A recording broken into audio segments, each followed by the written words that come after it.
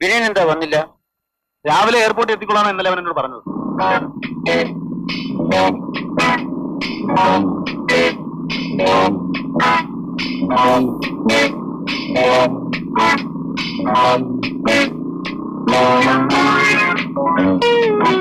അതാ വിനയം കുഞ്ഞ് വരുന്നുണ്ട്.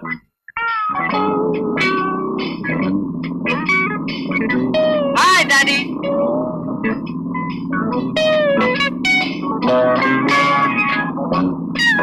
Daddy, how are you my dear boy? Fine daddy. എന്തായി കാണിക്കുന്നേ? വല്ല വണ്ടി വന്ന് ക്രാഷ് ആയേ? ഡാഡി പേടിക്കണ്ട, എനിക്ക് നല്ല മതി മതി, നിന്റെ ബൈക്ക് കൊണ്ടല്ലേ കളി നിർത്തൂ. മതിയാ, എന്റെ മോട്ടോർ ബൈക്ക് അഭ്യാസം. വിട്ടോ വിട്ടോ. ഡാഡി വീട്ടിലെത്തുന്നതിന് മുമ്പ് എനിക്ക് അവിടെ എത്തണം. ഡാഡിക്ക് അതൊരു സർപ്രൈസ് ആയിക്കോട്ടെ.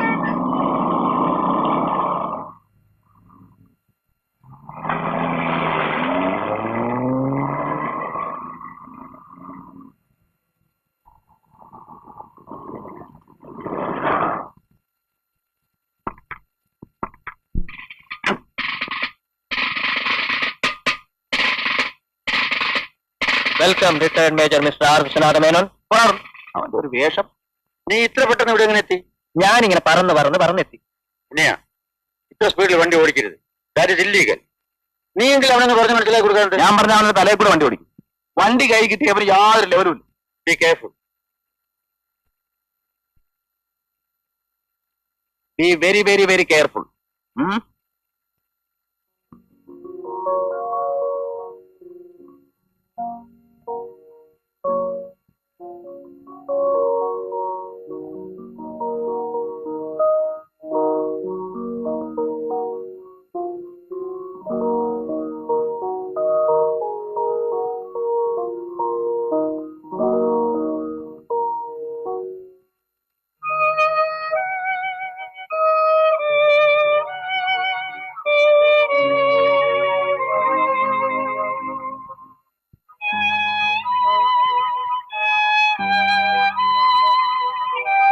ഞാൻ ഈ വേഷമൊക്കെ ഒന്ന് മാറ്റി കുളിച്ചിട്ട് വരാം. ശരി.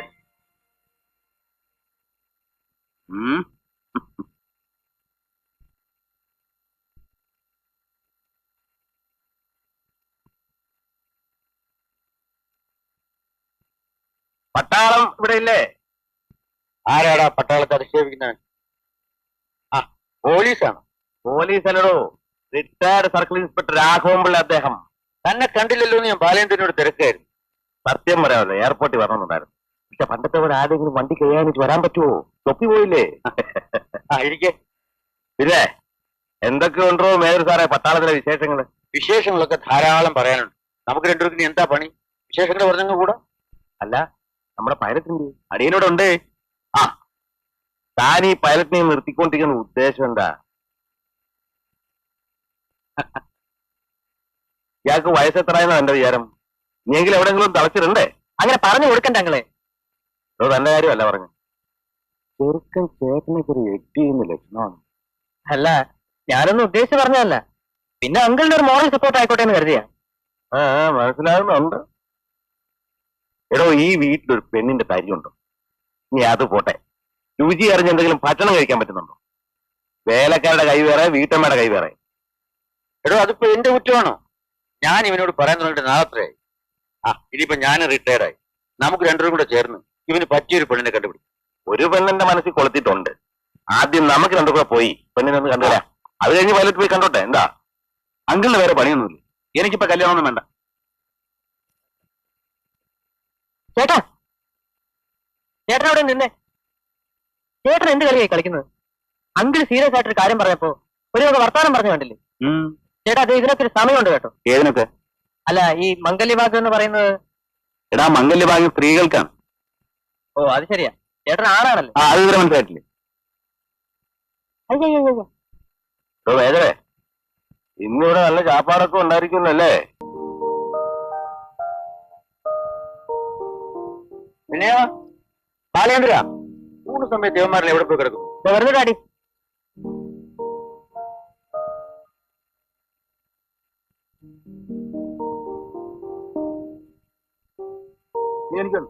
എന്തോ ഞാൻ കഴിക്കാറില്ല. അച്ഛന്റെ മുമ്പിലായിരിക്കും. കഴിക്കുമെങ്കിൽ കഴിച്ചോളൂ. തനിക്ക് വേണമായിരിക്കും. തരത്തില്ല. തരാം, പ്രായപൂർത്തിയാകട്ടെ. എനിക്ക് വയസ്സ് 20ആയി.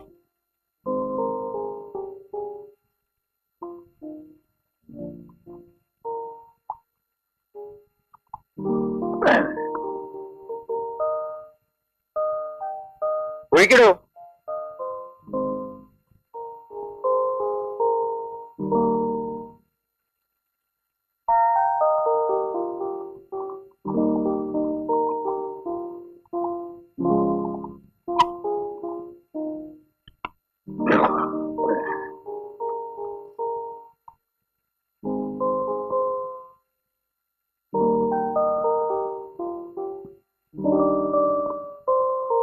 ഡാഡി ഇനി അധികം കഴിക്കണ്ടേ? ഓ, 1944 തോന്നുന്നു ഞാനും മേജർ രാംലാലും കൂടി ഒറ്റ ഇരിപ്പിൽ 2 കുട്ടി കൂടി. 1946 അതേടോ, 46 ചേർത്തല സ്റ്റേഷനിൽ വെച്ച് ഞാനും ലോക്കപ്പിൽ കിടന്നിരുന്ന ഒരു കൊലപ്പുള്ളിയും കൂടെ 3 വോട്ടിലാ ഒറ്റ ഇരിപ്പിന് അടിച്ചു തീർത്തു. 1949 അമൃത്സരസിൽ വെച്ച് ബറാഖാന. 1950 ഞാൻ കൊല്ലം സ്റ്റേഷനിൽ ഇല്ലെങ്കിലേ എന്താണോ ഡാഡിയും അങ്കിളും കൂടി ലാത്തി അടിച്ച് ഞങ്ങളെ കൺഫ്യൂഷൻ ആക്കരുത്. അത് നിനക്ക് ഞാൻ സ്മോൾ വരാത്ത വൈരാഗ്യത്തിന് നീ എനിക്കിട്ടൊന്ന് വെച്ചതല്ലേ. അപ്പഴേ പോലീസും പട്ടാളവും കൂടെ ഞങ്ങളെങ്ങനെ ഇരുത്തി വധിക്കരുത്. ഒരു തുള്ളി ആഹാരം കഴിച്ചിട്ട് 2 പേരും ഭക്ഷണം കഴിച്ചിട്ട് ഞങ്ങളുടെ ആബ്സൻസിൽ എന്ത് വേണേലും വായിക്കും. എന്നാലേ നമുക്ക് തുടങ്ങാം. ഇനി ആഹാരം കഴിച്ചിട്ട് മതി. മതി കഴിച്ചു ഇങ്ങോട്ട്.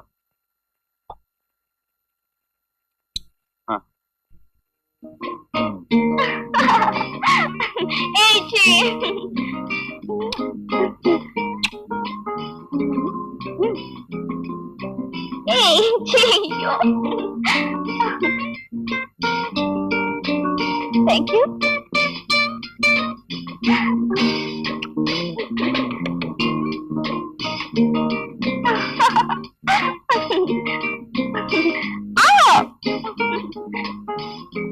ശരിയാ?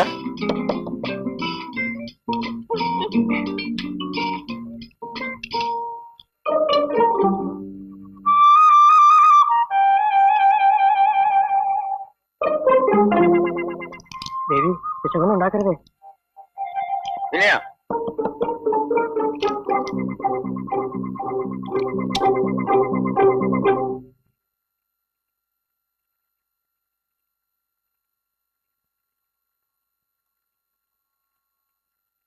പഠിപ്പ് മുറിയിൽ ഈശ്വരന്മാർ കൂട്ടിനുള്ളത് നല്ലതാണ്. അതെനിക്കറിയാം ഡാഡി, അതുകൊണ്ടാ.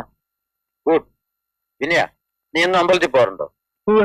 നീ ക്ഷേത്രത്തിൽ പോയി എന്താ പ്രാർത്ഥിക്കാറുള്ളത്? ഞാനൊന്നും അമ്പലത്തിൽ വരുന്നത് നിന്നെ കാണാൻ വേണ്ടിയാണെന്ന് വീട്ടിൽ ആർക്കും അറിയില്ല. അവരുടെ എല്ലാം വിചാരം എനിക്ക് വലിയ ഈശ്വര ഭക്തിയാണെന്ന്.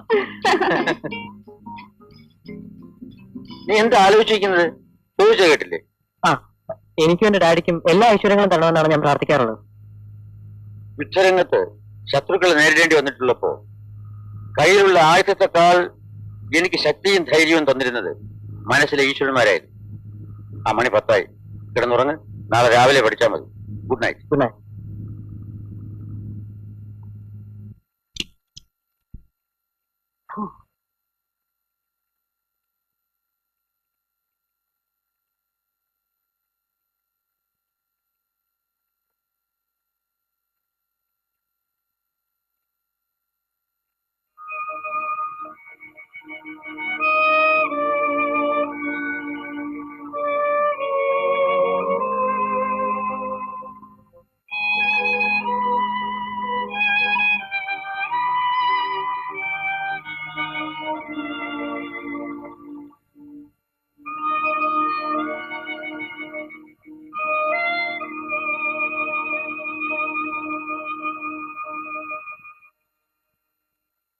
Okay.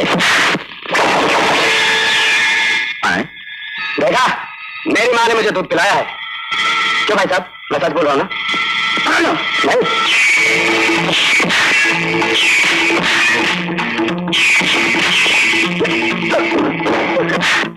भाई यही तो है वकील साहब. विनय, अच्छा अच्छा, जो यहाँ का है. किടക്കാൻ പറ്റത്തില്ലേ?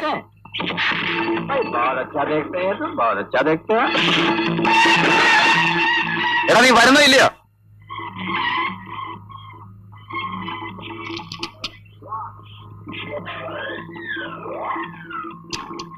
ഇന്ന് നീ എന്റെ അവിടെ കിടക്കുന്നത് കാണണം.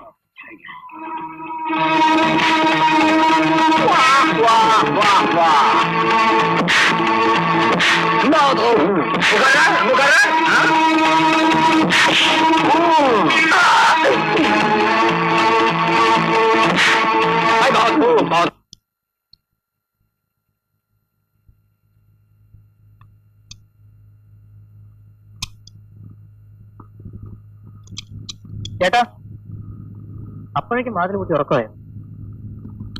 ചേട്ടാ, ഞാൻ ഉറങ്ങി. ഒന്ന് എഴുന്നേറ്റ് വാതിൽ തുറന്നേ. എടാ, ഞാൻ നല്ല ഉറക്കത്തില. ശല്യം ചെയ്യാതെ പോകുന്നുണ്ടോ? ഇതെന്ത് പണിയാ ചേട്ടൻ കാണിക്കുന്നത്? ഞാൻ വരുന്നതിന് മുമ്പ് വാതിലടച്ച് കിടക്കുന്നു.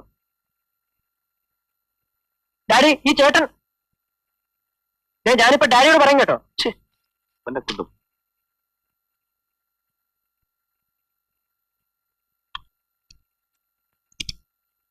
നീ എവിടെ ഇത്ര നേരം വിളിച്ചു കേട്ടില്ലേ?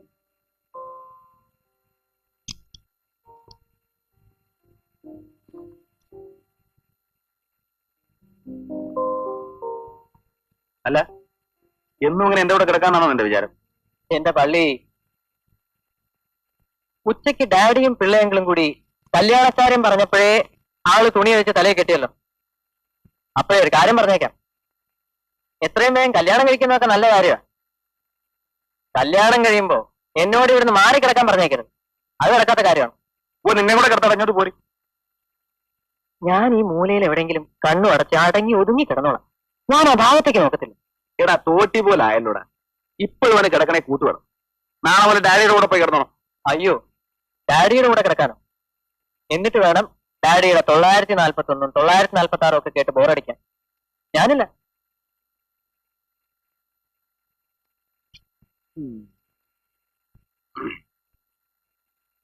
കയ്യറാ, എനിക്ക് മുട്ടുന്ന കെട്ടിപ്പിടിക്കുന്ന ഇഷ്ടമല്ലെന്ന് അറിയില്ലേ? ഞാൻ ചേട്ടന്റെ ചക്കര കുട്ടനല്ലേ? ചക്കയിടും. അടങ്ങി ഒതുങ്ങി കിടന്നില്ലെങ്കിൽ കഴുത്തിന് പിടിച്ച് പുറത്ത് കളിയാൻ മാറടയ്ക്കും. ഒറ്റയ്ക്ക് കിടന്ന ദുസ്വപ്നം കണ്ട് പേടിച്ച് മൂത്രം ഒഴിക്കും അത്രേ. ഇവിടെ കിടക്കുന്നത് കൊള്ളാം. ബെഡിലെങ്ങാനും മൂത്രം ഒഴിച്ചാണ്ടല്ലോ. കൂട്ടിനൊരാളുണ്ടെങ്കിൽ ഞാൻ മുള്ളത്തില്ല ചേട്ടാ. കിടന്നുറങ്ങ്, എനിക്ക് വെളുപ്പിൽ എഴുതിട്ട് പോകണോ?